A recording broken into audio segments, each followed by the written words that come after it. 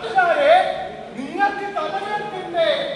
ഇവിടെ തുടങ്ങുകയായി ഞങ്ങളുടെ കഥ കാഴ്ച.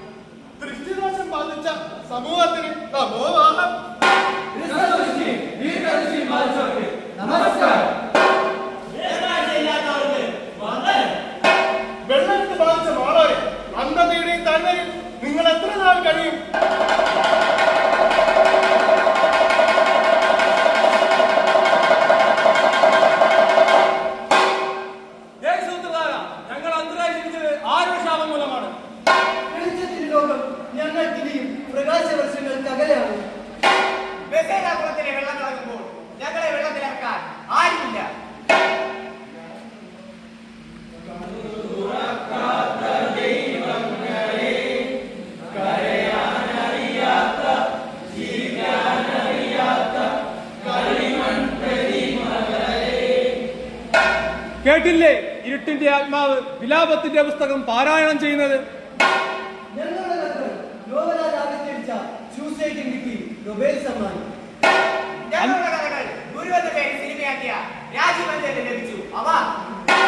അന്ധകഥാപഥത്തെ അനശ്വരമാക്കിയ ഒപ്പതിന് ലഭിച്ചു കോടികൾ. എന്നിട്ടും ഞങ്ങളുടെ കണ്ണു തുറക്കുന്ന നിലാമപ്പാടാൻ ഞങ്ങൾക്കിന്നും അന്യം. ഞങ്ങൾ ജനിച്ച ദിവസം ശപിക്കപ്പെടട്ടെ.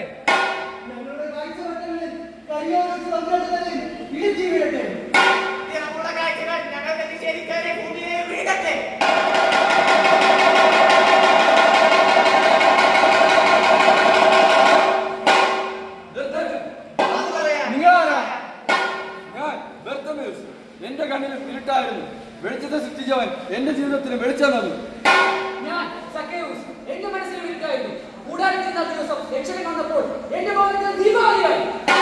മനുഷ്യരെ മരങ്ങളെ പോലെ കാണുന്ന അസുഖമായിരുന്നു എനിക്ക്. പക്ഷേ നസ്രത്തിലെ ആ തച്ചൻ പറഞ്ഞിട്ട് എനിക്ക് എല്ലാ മനുഷ്യരെയും വ്യക്തമായി കാണാം. കാഴ്ചവെച്ചതിനു ശേഷം ഞങ്ങൾക്കും സ്വന്തമായ കാഴ്ചപ്പാടുണ്ട്. ഞങ്ങൾക്ക് വേണം കാഴ്ചപ്പാട്.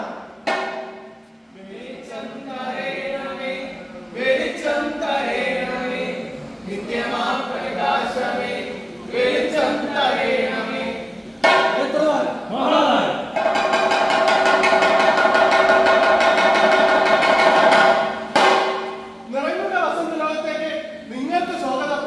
ഒരു കാര്യം മറക്കല്ലേ, കണ്ണാണ് ശരീരത്തിന്റെ വിളക്ക്.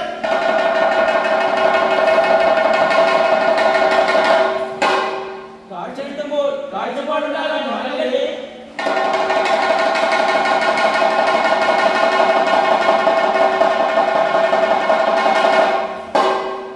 കാഴ്ചയുടെ തിരശ്ശീല ഉയരട്ടെ.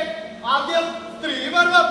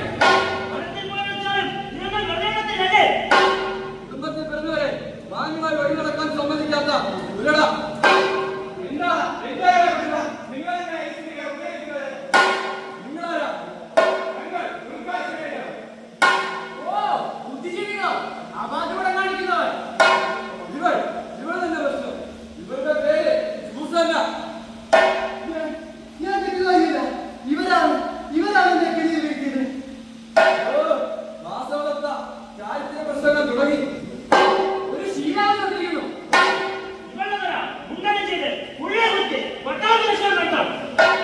പോലെ മോശയുടെ കാലാലം അനുസരിച്ച് ഇവിടെ കല്ലെന്ന് കൊല്ലണം.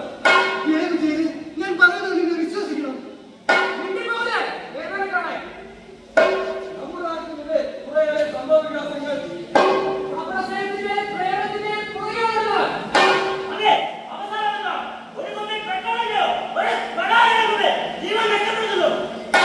തിരിച്ചറിയണമ.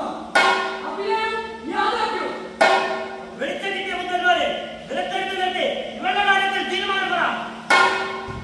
നിങ്ങളിൽ പാവമില്ലാത്ത ഇവിടെ കലയെ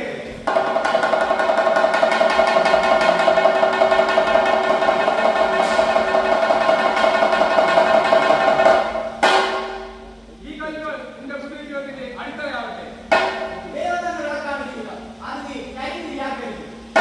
രാത്രി കഴിഞ്ഞ് നീ സൂര്യനെ നോക്കി നടക്കും.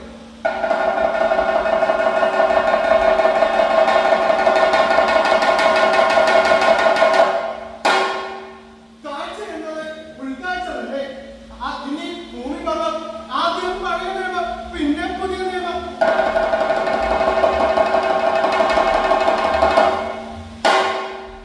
രാജാക്കന്മാരുടെ രണ്ടാം പുസ്തകത്തിലുള്ള വായന അധ്യായം 21 രാമോത്തിന്റെ മുന്നിൽത്തോട്ട്.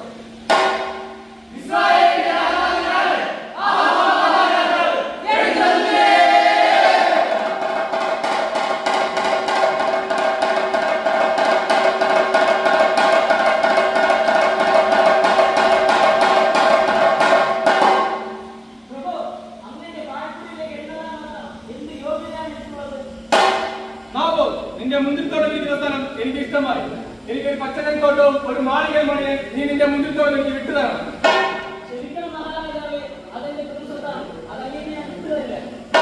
കീഴവേ, ഇസ്രായേലിന്റെ അതിനോട് ഇങ്ങനെ സംസാരിക്കുന്ന കാര്യങ്ങളെ നീ അനുഭവിക്കും.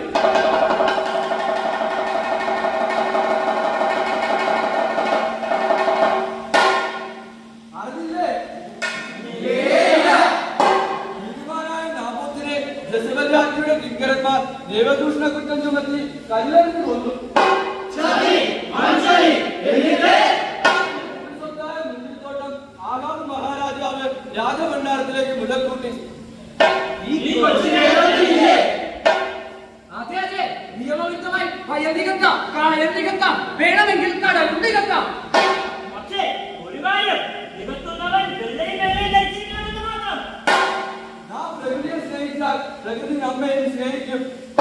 പ്രകൃതിയെ സ്നേഹിച്ചതിന്റെ ഗുണം കഴിഞ്ഞ കാലങ്ങളിൽ നാം കണ്ടതല്ലേ?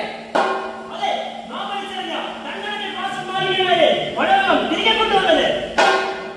ഒരു മനുഷ്യനെ ആവശ്യത്തിനുള്ളതെല്ലാം ഈ പ്രപഞ്ചത്തിലുണ്ട്. പക്ഷേ അതിന്റെ അത്യാഗ്രഹത്തിനുള്ളതില്ല.